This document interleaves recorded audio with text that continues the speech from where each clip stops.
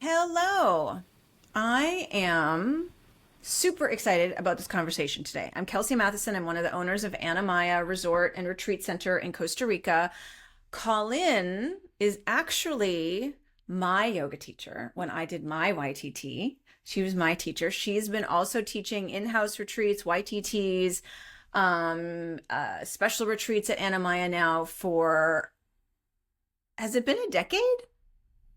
No. Not I think quite. it's been 6 years, maybe 6 years? 7. Yeah. Okay. Okay. But a long time. Yeah. You're a part of the Anamaya family for sure. Yeah. Um, and I wanted to take this opportunity to talk to Colynn because she has a number of retreats coming up, as well as like a 50-hour chakra certification YTT this year. So I'm just gonna throw that out there. But she has a retreat coming up August 23rd to the 30th this year. It's called Awaken the Real You. So I thought let's just take an opportunity to chat with Colynn, chat about the retreat, to chat about what that means and what that means to her, and kind of dive into some topics specifically around somatic yoga, the nervous system, how we process emotion. So before we dive in, Colynn, do you want to just introduce yourself, tell the people a little bit about you? Okay. Yeah, sure. Thanks for having me here, Kels. Yeah. Um, yeah, I'm Colin. I always go like, where do I start my story? And then I'm like, okay, so I was born. But like beyond that, I would say I guess the best part is like the idea of my whole dream and life was to become a nurse. And it was all focused on that and taking care of other people, even though that wasn't like my purpose. Like I'm here to take care of people, but I really found out like that is what I do, to my own fault. Mm, And that then led me to burnout in the healthcare industry because I'm trying to make like this big difference. And though I was like, I see that now as making the difference in people's lives, like individually, I kind of had this whole like change the system idea in my head, which just literally led to burnout. mm. I thought the answer for the burnout was med school. So then I got Oh boy. into started med school and thought that was it. Like people will listen to me now. And it didn't take long because I then also took teacher training at the same time, to realize like the answer was not med school and the answer was not changing a system, um, Mm. for me. Yeah. Because I do think that there's still like system changes that need to happen, but like that's not my purpose, which is why I led to burnout.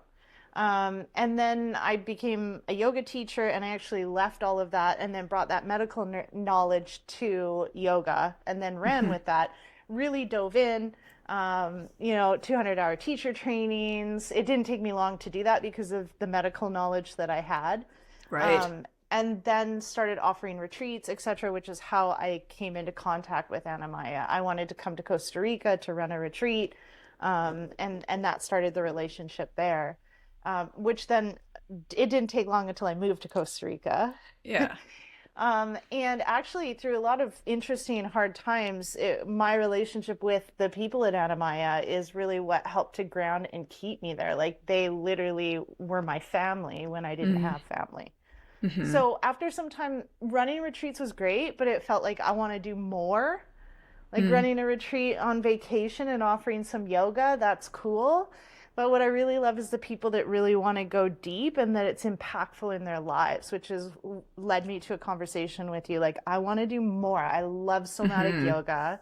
This is what I want to be offering, which you agreed, thankfully. Hmm. And I get to continue my journey, but in this way of like understanding the physical body from a Western knowledge, and then also the physical body and mind from Eastern philosophy, marrying them together, understanding that as a person going through and releasing emotions, I think Hmm. has been like a really good marrying to support people in making a transformation to a better life, happier life. I don't know how to say it because better means that like they were doing it wrong before, but it doesn't. It just means that there was some unhappiness Hmm. and now there's more happiness. Yeah. There's new tools they can utilize. There's maybe a higher level of consciousness or understanding or Yeah. connection with themselves, with their community, Yeah. right? And I think Yeah. like we are finding so many people who come to Anamaya, they're looking for, like they're at a crossroads in their life, they're burnt out. They've just gone through a huge life change. Maybe it's, a new job or a death in the family or an illness, or like there's, or they're now an empty nester and they're looking for more. They're looking for whatever that is for them, right? Yeah. Yeah. Yeah. Exactly. Yeah. That was I'm it. sure you And see that all the time. especially at Anamaya, because Anamaya is a destination that is so well known for solo women Yeah. travelers Yeah. that are on their journey looking to improve their life or even just go deeper inside self and find some answers. Hmm. Right? We always have a welcoming circle, and at the Yeah. welcoming circle is like led like what's your intention? And there's so many women, like you said, there's like divorce, there's quitting a job, finding a new job. Like there's some people that are like, I just wanted to get away, but it's like you can go anywhere and get away. Hmm. Anamaya really like holds the space, like I got you.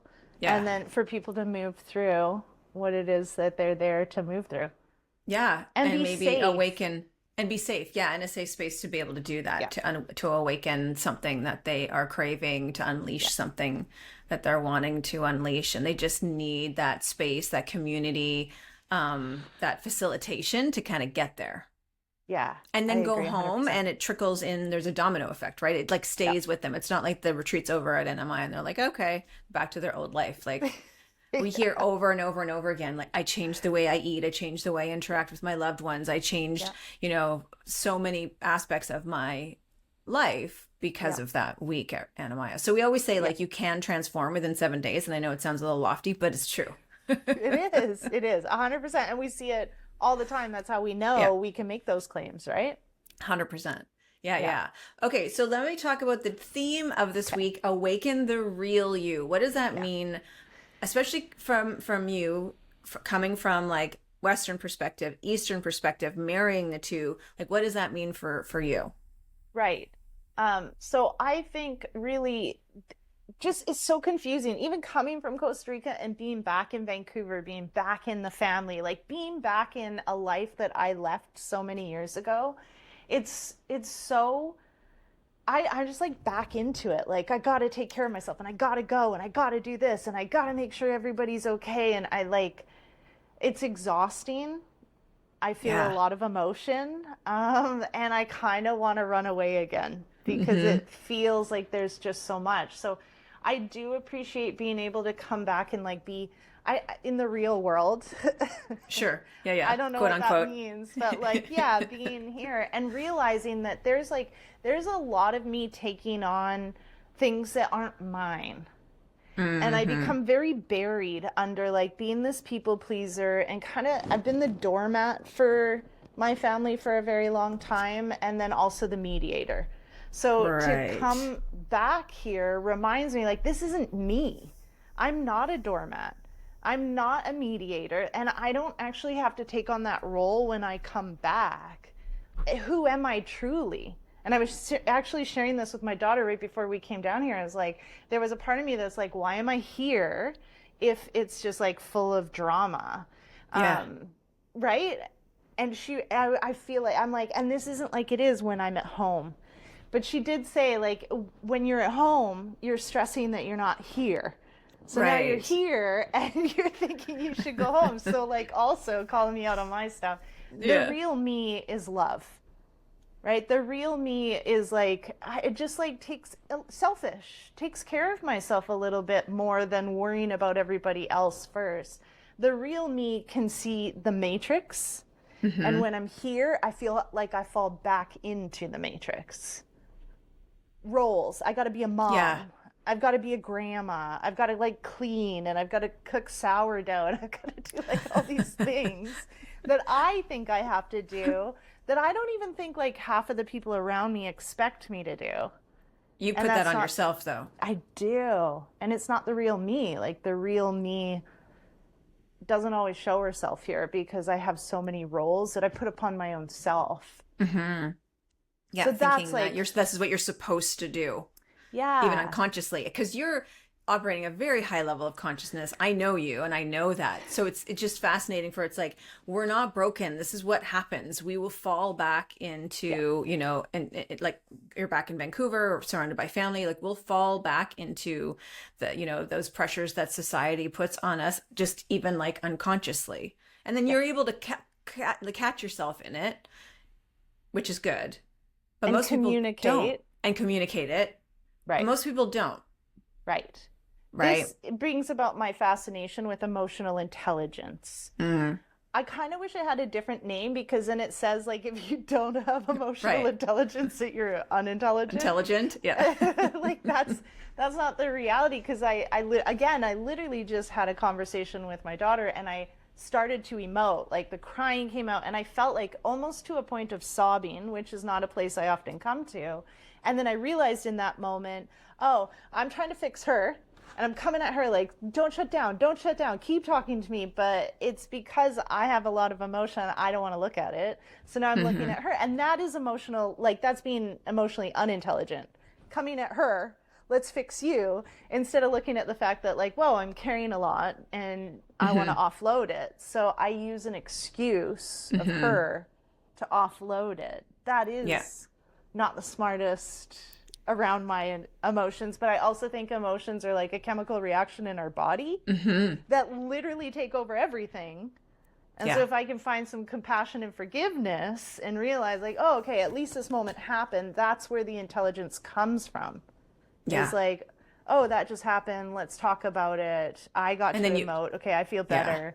Yeah. Sorry for like putting that on you. Yeah, But and then you I put the need mirror to back make... up in your face, like you put the mirror back to you and go, okay, this isn't about them. This is about me. What are the lessons here for me?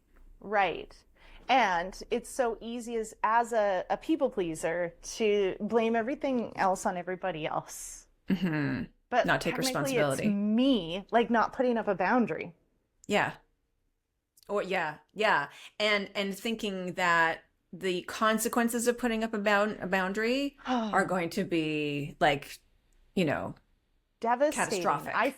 Yes, I do. I feel like my whole family will never ever speak to me again. It does come from somewhere, because my mom does the silent treatment thing when she's upset with me. And so then I feel like it's all going to end, which then isn't giving really a lot of faith in my family to be grown adults and for us to have conflict, like conflict's okay. Yeah. And if anything, it's healthy. Yeah. I forget. Yeah. Well, because you're in it. You're in Right. it. So for our guests who can completely relate, Yes. when they come to Anamaya, they get out of it. Yes. That's Right? the beautiful part about a retreat. Like, what does retreat mean in war? It doesn't mean like we're gone, we're disappearing, run away. It means let's go back and let's look at this situation and come up with a better plan. So that when we move forward, we're going to move forward with maybe calculated, but like more intelligently with more knowledge about the situation. Yeah, exactly. Yeah. Yeah. So, okay. Everybody arrives. They're at Anamaya. They've retreated. Yep. And they're holding a lot of stuff. Yes. That they, yeah. And this is the funniest thing to me because I often will get like messages when a retreat is coming up like, oh my goodness, I love somatics. I'm so excited to dive in. And it's like those same people that are sending me these messages. As soon as they start to dive in, I feel like an anger from them at me. Oh, right. Well, because they have to project their own shit onto somebody. Yes. Yes. Because it's all coming up. And if anything, they're like thinking you're the catalyst of it. Yes. So you're poking the bear. So then they're going to be like, this isn't fun. This is all your fault. Yes. Yes. You don't know what you're doing. Or, well, like, I've never heard that, but that will be what's in my head of like, what's happening here. So some people will come and some people are ready for it. And then other people, this will be like the first touch of emotion.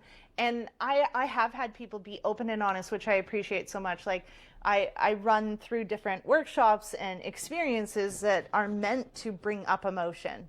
And then people will share, because we always have like a debriefing after. Sure. Like, I was upset with you. And I'm like, that's great. This is my job as a facilitator, to hold the space, to allow emotion. And so I tell people, great, it's working. Yeah. And also great on them. Like it takes courage to be able to also say to your face, like, Yeah. I'm blaming you for this. Yeah. It's just, again, a level of consciousness, and you can go, great.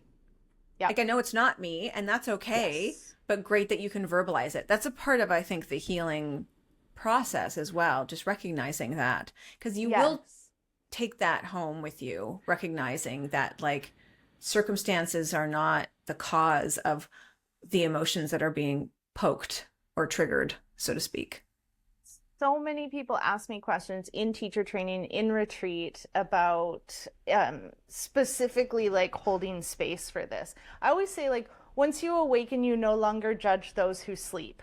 So anytime I find myself in a place of judgment, I know that's a place that I'm still sleeping. And so That's over great. time, because I've done my own work and because I'm gaining emotional intelligence, then I can see these situations of like, oh, for a very long time, if there was any emotion, it was because of things outside of myself. It's Yeah. because of you. You're not doing what I want you to Yeah. do, so I'm angry Blaming at you. you. Yeah. Right? And the idea, like, there was I used to do yin. Well, I still do yin. I love yin. And I would do yin all the time. And I would like rage Oh, yeah. in a yin practice. And I would think, what is wrong with me that I'm so angry? Like, I don't like the teacher. I don't like the people around me. How are they so, poised and flexible? And then I heard a quote by Jack Kornfield, and he said, yoga and meditation don't make you angry. They help you recognize there's anger in your body. And I think that was a very big turning point for me. Like, oh, I'm not angry because of you. You have picked at an angry part of me That already and existed. I don't like it, so I'm mad at you. But Yeah. the reality is I'm mad, Yeah.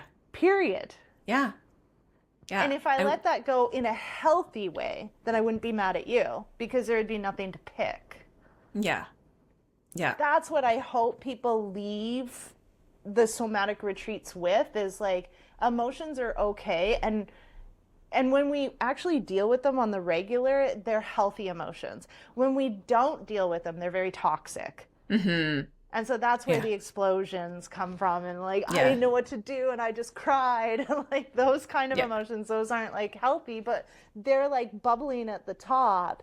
And we kind of got to let them go. So that's when I think education is an important part. People always ask me, like, what do I say? And I'm like, well, if you just educate, then anyone that wants to take it can, and anyone that doesn't, they don't have to. Which I also appreciate about the somatic retreats. It's like, there is still like an opportunity to not come to the workshop. Sure, And that's to go true. like check out the plankton, right? Like Go do or the go- bioluminescence, or go ziplining, or horseback Yeah. riding. I mean, so I Yes. should say that, like, the retreats at Anamaya are customizable. They are to meet you where you are at and what you need. So there are guests who are coming to do some deep work. And there are guests that are coming who aren't necessarily interested in that. They just really want to explore Costa Rica and everything that, the country has to offer in terms, or the area of our country, in terms of excursions and exploration and adventure. And that's great. But I think that since Colynn is going to be offering these, these specialized retreats, and the theme of this retreat, I think, that's why I really wanted to talk to you about it, because it is for people who are looking, to do this deep work, if they want to dive into the workshops. So let's actually talk a little bit about that. If somebody wants to do the deeper work, Yes. who is this perfect for? Like, who is the ideal person for this? I could literally say anyone. But that's not really true. Anyone that has emotion. But it is anyone that is ready to find some emotional intelligence. It's that piece of recognizing, like, okay, I'm here. Oh my goodness, I thought I was coming on a vinyasa yoga retreat and everything was going to be all love and light and perfect. I'm not the teacher for you. I'm the teacher for you to recognize that love and light is just kind of toxic positivity, and that we use that sometimes to bypass what's really underneath. Yeah. And so when it is like awaken the real you, it's like really starting to dive into what it is that you truly want. And it's under that like toxic anger and that toxic sadness. And it's really about bubbling it and starting to let it out in a safe place where you can be angry and no one's going to punish you for it. Like, you can say the things that you need to say and you're not going to get in trouble. Like, there's nothing but space held and community, and you can be as alone as you want, and you can be as, you know, at the pool and constantly surrounded by people if you want. So it's someone that's kind of ready for that next level. I would say burnout is a place to be where like you're not going to keep people pleasing because it's literally killing you. Someone that wants to know what's happening inside of them, because knowing like the knowledge helps them to take the steps towards the emotional intelligence. Right? And then so we don't go too far off into the ethers. Like, it's very grounded at the same time. So if you're all about love and light, then it might not, you might be going to the plankton, you know. You might be a different experience for you. There's nothing necessarily wrong with that. No. But we're just talking about the people who are really looking for something like this because they've tried everything, nothing really works, or it feels like it's a band-aid, and they're like they're at the point where they need to change and they need a transformation in their life. And I would say they're ready and willing to take on that responsibility for making those changes themselves. Yes, that's huge. I feel like I've done like a lot of the things, and those are all very helpful. And I love the love and light as much as I love the groundedness. But for me to really understand what's going on and make a change in my life, that key word is that I need to understand. I need to understand that like my anger, it has something to do with you, but it's not you. Yeah. And that I get to choose. Like, I'm not my emotions. So if I know what's chemically happening in my body and how I'm not my emotions, so who am I really, then I'm more likely to take a step back when I start to feel things bubble up. And instead of reacting, I'm able to reply. Yeah. Respond, process. Yes. Yeah. And what a powerful tool that is when you go back to your, like we were talking about, real life, and you're surrounded by drama, you're surrounded by the day-to-day, you're in a career, you have your household, you have all of the things. And now you have these tools. So you can avoid burning yourself out. You can create boundaries for themselves. You can actually do more work on yourself to do a lot more healing, whether you're at Anamaya or not, because you're going to go home with these tools. Yes. And one of the things is so important to know that I think, like, educationally, is that when we're in a place of fight or flight, which I think most people in today's society are like at a chronic state of fight or flight, right? There's no processing emotions. So what we do is we kind of like come to a level of just like at this chronically like just trying to take care of myself. And therefore emotional intelligence isn't really accessible because it's in our bodies that if we're going to die, we can't really waste time worrying about how we feel about it. And so if the body is in this like financial kind of crazy political situation that the world is in, that we are in, and we're worried on the regular, and social media doesn't help, and even the weather doesn't help, then there's no safe space to emote. There's no safe space to gain emotional intelligence because I'm just trying to survive. Yeah. And your nervous system doesn't have an opportunity to reset. We don't have that, like the deer shakes off then they go into from the sympathetic nervous system into the parasympathetic nervous system. They literally shake after the wolves or whatever are after them and they get away. They shake it off. We actually don't have the ability when we're in a chronic state of fight or flight to shake it off, because then we can go, okay, now I can feel what I'm supposed to feel. I can, Right. bring my breath down more deeply, kind of tap into the emotion of like, wow, that was scary. And then just sit with it and be with it and process it and move through it. We're not giving ourselves that opportunity. All. Unless you take the time and the space to actually do that, which is Right. like my vision for the retreats that we hold. But just in general, the space of like committing and saying yes to oneself, saying yes to go to a place where you don't have to do dishes, you don't Mm-hmm. have to worry about cooking, there's no kids, like, Mm-hmm. and it's just about you. And Yeah. then whatever you do, well, not whatever you do, but in a lot of there's a lot of grace and space for you to dive deep into that work and have someone just be there Mm-hmm. instead of telling you what do you need to do and how it's going to be better from this, and like to actually just have someone there for you, which is, I don't think, what a lot of women do. I think we're just No. there for everybody else all the time, the kids, the partners, the family, Mm-hmm. the siblings, the like. Yeah. There's a lot of badass like corporate women also that come to Anamaya that I'm Oh yeah. consistently like, whoa, these women Yeah. are like, they're like CEOs of like, well, not really, but like Netflix. Like they like have these big things that they're Mm-hmm. doing, and it's like taking care of like 400 people. Like, Mm-hmm.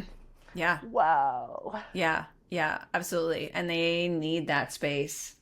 And they Yeah. know, that's the other thing, is they know they need to take that space for Yep. themselves. That's, yeah, Yes. they know it. I was going to ask uh, something that you were saying that just came up. Oh, it'll come to me. What is it? Anyway, it'll come back to me. Sorry, but you said something that just triggered like, oh, I want to talk a little bit more about that, but it'll come back. Um, so when so at the beginning of your retreat, let's talk a little bit more about like what Okay. the week looks like. So there's 10 yoga classes, there's 6 morning kind of vinyasa flow 60 minutes, and then there's 4 like yin inspired, restorative inspired in the evening at sunset. And then throughout the week there's workshops, or you can take excursions, there's a beach trip, we have an amazing spa. Yeah. Oh, I remember what I was going to say, so I'll just go back to that later. Okay. But anyway, let's kind of walk them through what the week looks like. Yes. Okay. I love this because it's starting to like, also everyone that I do has like kind of morphed into this. It's like a journey. That's how I see it. Like you start to walk down this road. So it's not always vinyasa flow, it's flow, whatever that may Right. look like. Yin fusion. There's been some like mobility work that goes on. Every single class builds on top of each other, and each workshop as well. So it's like the whole thing is really laid out where we start from like a grounding perspective, like really getting stable, strong, knowing the ground's here.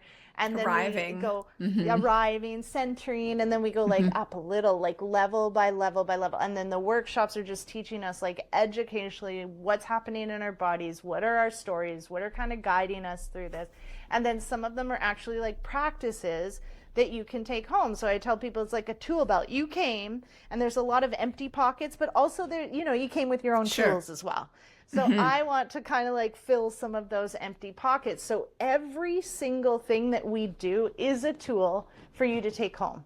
And then I have a little like a little handout that I send out at the end as well that like goes over every single thing that we did so that you can go back. Each meditation is specifically curated in somatic yoga to support you in going deeper, deeper, and deeper, because there is that safety that we have to find before we can release the emotion. So it's like, here's all the things. So each class is like that. And then the workshops mix between like actual like physically moving with tools, but then also like lecture kind of conversation style so that you understand why we're doing what we're doing, what's happening physically, spiritually, emotionally. And then again, each class will be like introducing the idea. Let's say the meditation is introducing this idea that we're going to talk about in the workshop. And then there's just like a celebration at the end of all the work that we've done, the journey that we've been through together, and then even more tools. Like the entire thing is just like filling up this tool belt that people can go back to. So my big thing is like integration. So many people come on retreat and they're like, this is amazing. And then they go back home and then everything's just like the same, but they're not. Yeah. So these tools aren't really like, even 200-hour teacher training, these tools aren't just like, oh, here's tools for you to give to everybody else. These are tools for you to practice in your life because they work.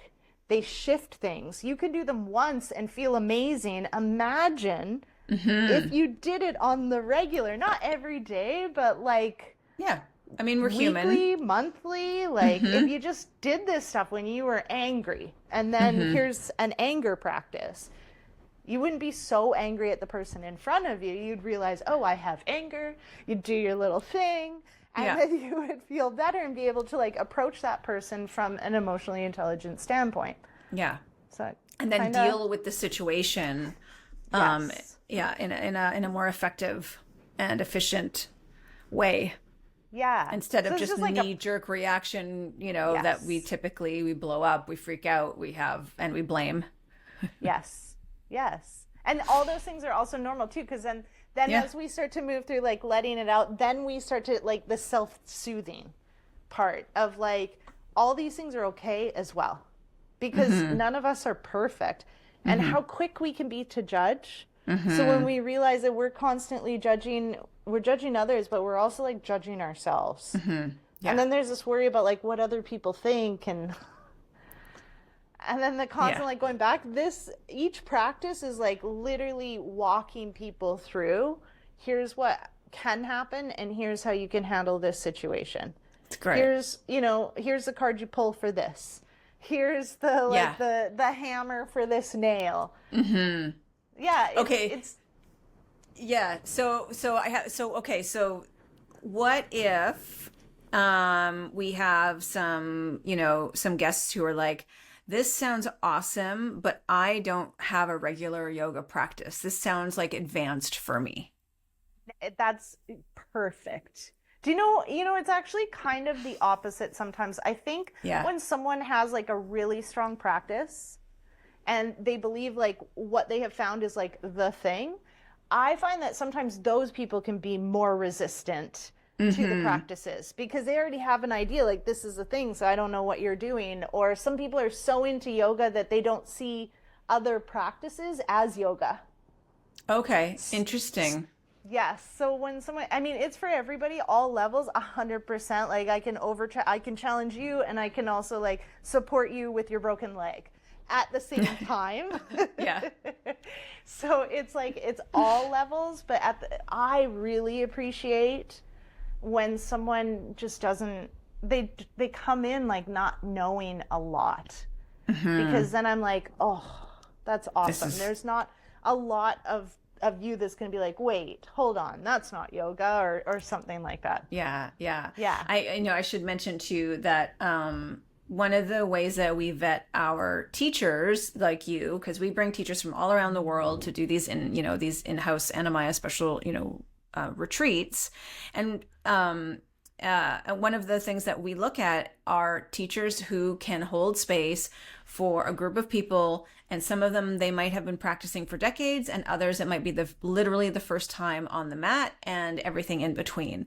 And that takes a special skill. And so it's really important for us to bring teachers to Anamaya who have that skill and who can hold space for a very diverse and dynamic group. Yeah, I appreciate that, because I actually just did a 200-hour teacher training, and one of the students has been going to, here we have a franchise, it's called Oxygen Yoga and Fitness. So it's very fitnessy. So we had someone come and they did teacher training, and they had never gone through any kind of class that had cues in it. It was literally Warrior 1, Warrior 2, oh wow, Warrior 3. Yeah. Yes. And you know me, I'm like, you don't say the pose until you're in it, if you even say it. Yeah. So she's like, well, I'm going to teach like this. And I'm like, well, here, I always tell people you'll pass if you show up, but this makes me question, because I don't feel comfortable signing a certificate if you're only using the pose names to guide people. So Right. she did like go out of her comfort zone and she did Good do for the her. cues. But Yeah. this was a thing in which I was like, oh, that's how people can't do multi-level. Yeah. Because they hold Yeah. space for more of an advanced practitioner. But I still think like when I look around a room, even a lot of very advanced yogis still don't have like perfect alignment, No, for and they could sure. always learn more. So, 100%. Yep. right? Yeah. Yeah. Yeah. Oh, that's so great. What I Yeah. remembered that I was like, oh, you had said something that made me Yes. feel like I wanted to share that I did a training recently about chronic people pleasers Okay. and how to stop the cycle of people pleasing. And so I'll put in the description, I'll put a link to that training below. Yeah, I want to see it. Yeah. But it's because I think that especially for women, you know, we are socialized to put everybody else's needs before our own. And so again, like you were saying, like it's okay to be selfish. It's okay to do something for yourself. And a retreat, you know, is exactly that. And whether you have a massive, massive, like deep transformation, or you're going just because you need, you know, a break, it's all super healthy. It's, you know, all beneficial.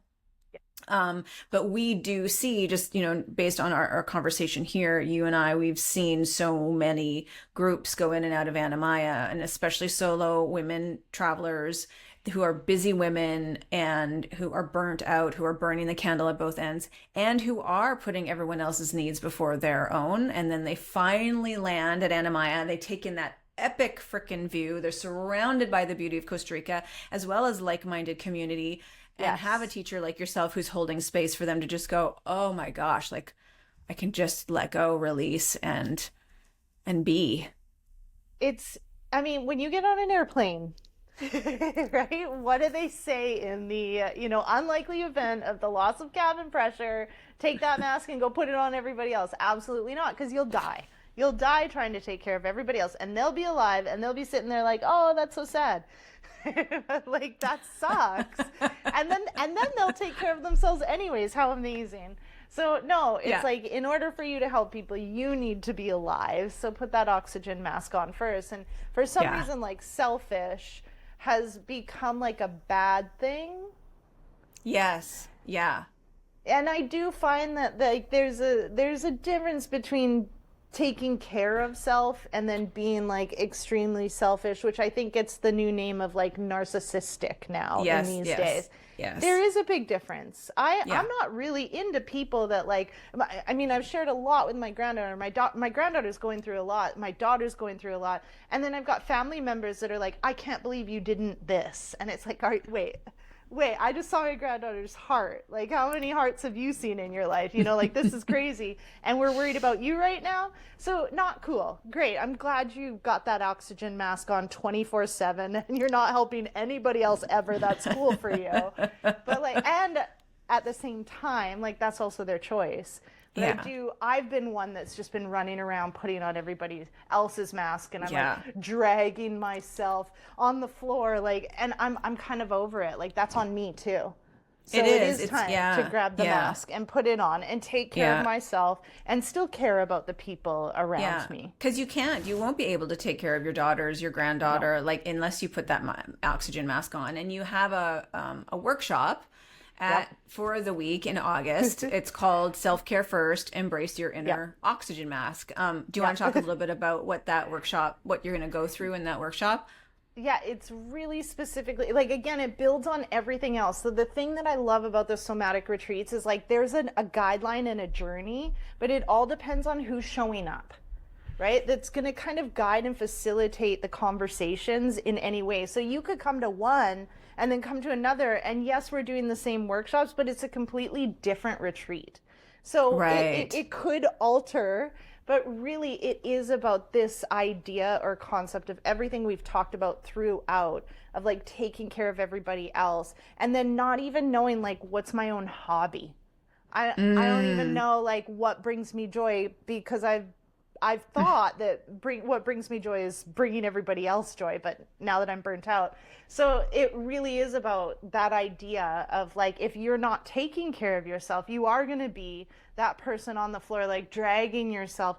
And the piece that I really have come to accept is that like, I have been a victim for that. Like I've been dragging myself, like I've taken care of all of you, and what about me? And that's really like the self-care first is like I chose to take care of everybody else before myself. So I'm in this because of me. It's not okay. I don't need to beat myself up. I don't need to beat anybody else up. But like I do need to make this choice to take care of myself.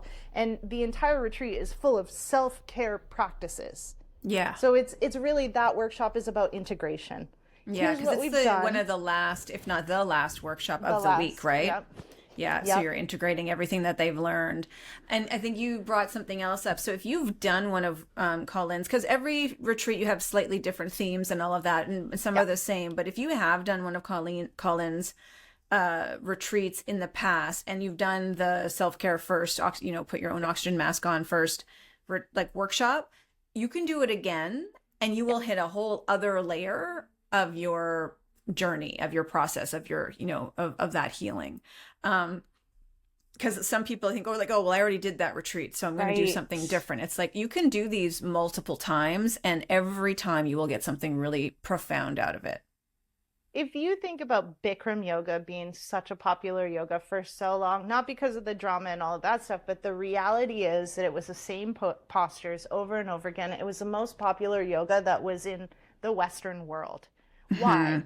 Because you could see your progress. And you learn. Like it's a power vinyasa. Now you don't learn anything. It's like, this is warrior one, but you don't really know if you're doing it right. And you're looking at everybody else. And like the teacher isn't saying much, and like, cause she can't even breathe herself.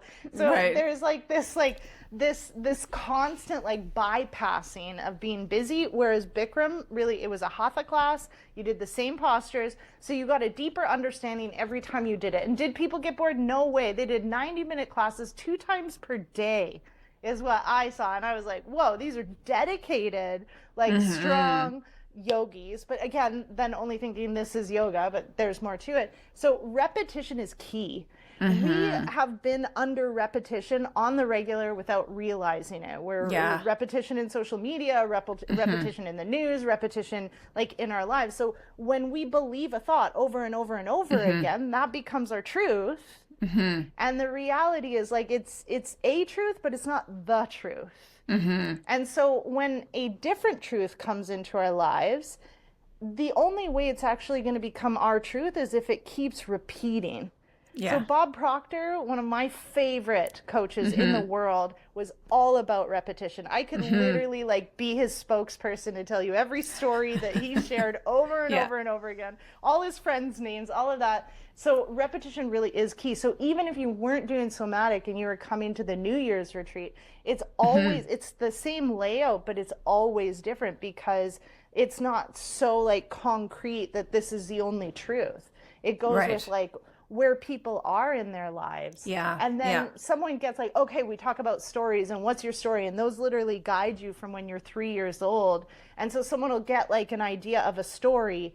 And then when they come back the next year, it's like they've had a whole year of experiencing this is the story, and they're ready for that next level. So to go off and do a bunch of other different things, there's no next level. The only way we get to the next level is like, think about university. You take like nursing 101, and then you take nursing 201, and then 301. That's really repetition, is like, that's the next level. In my mind.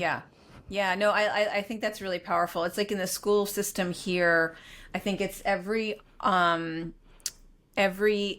even number is like they'll add a little bit, but it is it's a repeat of basically the year before. So grade 1 or the first grade, depending on you're Canadian or American, right, can be considered a very hard year for kids because it's all pretty much new information, right? Second grade, it's a huge review and maybe adding a little bit, right? And then, and I'm not a teacher, but I've heard this from many of my teacher friends. And then third grade, a little more challenging because it's kind of new stuff, new concepts, new ideas. And then fourth grade, a review, and then adding a little bit, right? And so that's how the curriculum is structured in many places. And I'm generalizing. But again, it's like that. It's that repetition because our brain needs it in order to learn. It's just like learning a new language. It's repetition, repetition, repetition. You know what was crazy when I went to med school was they started with like, listen, we are going to teach you a lot, but the first thing we're going to teach you is how to learn. Right. And I was like, what? I'd already had a degree by then. So now we're like, what do you mean? And then what he said was, listen, you don't need to be a rocket scientist. You need to be a workhorse. And so what we know is the first time you hear something is kind of like this, blah, blah, blah, blah, blah, blah, blah, blah. So you've got the idea, somebody's talking to you, it starts to go in there, but there's no deep understanding. So there's a concept, and then each time we touch on it, so in med school, they said 5 times you needed to review every concept, and then you're good. 5 times. So I'm like, wow, that's a lot. And that was basically what med school was. Like, here's a concept, here's like a bacteria, here's the symptoms of a bacteria. And then what was that bacteria again? And then what was the symptoms of those bacteria again? And then, like, here's a new one. And then you got this test. But literally, I went over everything a minimum of 5 times so that by the end, it's like still I can recall that stuff. Right. Even though I'm not a doctor. Yeah. It's in there. Yeah, it's in there. Okay, so let's just quickly talk about, we talked about the last workshop. Okay. The first workshop is neuro yoga from primitive roots to modern resilience. So let's talk a little bit about that workshop. So, because this is the first workshop the guests are going to participate in. Yes. So basically, we have Western medicine, which is the study of people that die. That's how we've come to a lot of understanding. Eastern philosophy or Eastern medicine has never really like embraced that as a practice because it's really thought of as like desecrating a body. So the study of Eastern medicine has been from live people. So, and it's also like 10,000 years old. Right. So these people that didn't have Netflix and didn't have phones and didn't have constant distractions, like literally saw you, but they saw like past the physical skin of you and could see energy moving in your body. So what's amazing, like just the chakras in general, right? The chakras are thought to be like these colored spinning vortexes of energy within the body. Like that's great. I love that. And first of all, the colors didn't even come into reality until like the 70s. And we even lost a chakra. Oh my goodness. It was all for cultural appropriation. They're like, hey, we can make some money off of this. Let's bring in Roy G. Biv, but let's get rid of the 8th chakra. And then, like we can make a lot off of this. But like what people saw, there was no color. They saw places in the body where there was a lot of energy and it was kind of like circulating. Well, if we go to any of the chakras, those are all they're like nerve plexuses. Yeah. So really these people before microscopes and before like antibiotics could understand that like right down in your root is like a ton of energy and here and here. And it corresponds to the electrical system. It corresponds to certain glands within our bodies. And then with our development, now there's also like this connection to how like, oh, the root chakra really is related to our survival. Here's when we go to Erik Erikson's psychosocial stages of development, what this developed in the first 6 months actually goes with the development of this chakra. So it's really like that one's like one of those like lecture, educational, like conversation workshops that we have to kind of get the knowledge of the nervous system. What really is yoga, because a lot of people think yoga are the asanas, like the postures that we do, and yoga is a full lifestyle. Like it talks about everything, including like how to deal with emotions. There's so many books written like that's 10,000 years old. This is amazing. So it's really bringing that knowledge in as like a foundation for us to move forward. So let me ask you this. Yeah. So then you take these workshops, you take these lectures, you learn this information. Yeah. Then how is like our typical guest going to take that knowledge and incorporate it back at home? Yeah. So then what we start talking about, like in the nervous system, is these stories that we have since you're 3 years old. So one of the big things that we do in that first workshop is become aware of our stories, because they're literally leaving us around. I have 3 stories. They say there's about three. Tony Robbins, any kind of work I've done around like inner child. So I have like a story of like, I don't belong. And so when I'm in a situation, even my family, even like what I was talking about, the first thing I want to do is exit, because I'm like, what am I even doing here? I don't belong because everything I do is wrong. And that's not helpful, because then what I'll do is I'll run away, and then I'll go back to Costa Rica, and then I'll feel really guilty that I'm not here. And so if I can be like, oh, wait, what's playing out here is I don't belong, and really I do. Yeah. Then I can show up in a different way for my family and just recognize like, okay, hold on, this is a pattern. Now let's go past the pattern. And the only way we can do that, because the pattern is very ingrained to our nervous system, is that we have to get out of fight or flight. So we have to regulate in order to realize like this is even happening, so that I can then not run away, because I do belong. I don't always fit in. That's my story, like my counter story. I don't always fit in, but I do belong.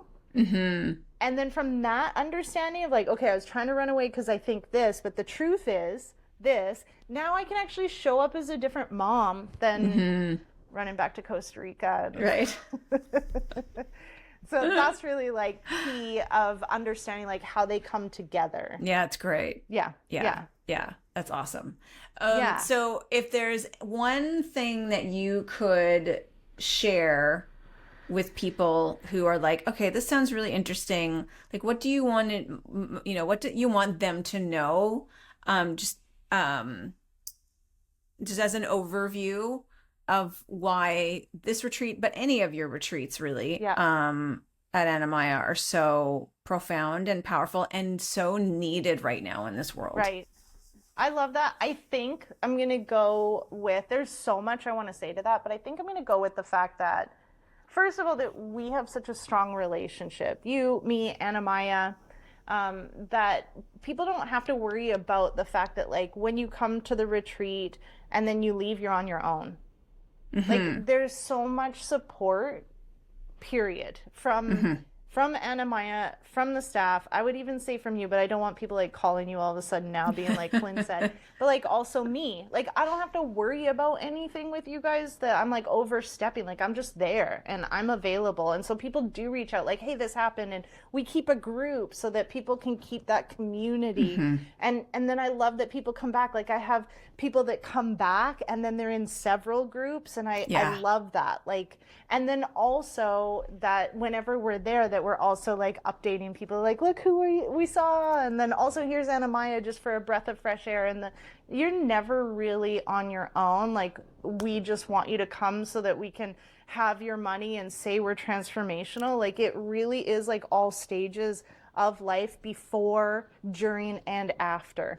And really everybody's open to that. And so I think that's the important part, because it does kind of like open stuff up and you're not just left like, okay, great, thanks. See ya. Yeah. It's not just transactional. Yeah. It's a lot deeper, and really powerful and profound connections are made. I know that people have met an Anamaya and they become besties and have come back over and over again, repeat guests because they met there. Yes. And totally. Had this powerful connection. Yes. Yeah. Yes. Amazing. Thank you, Colynn.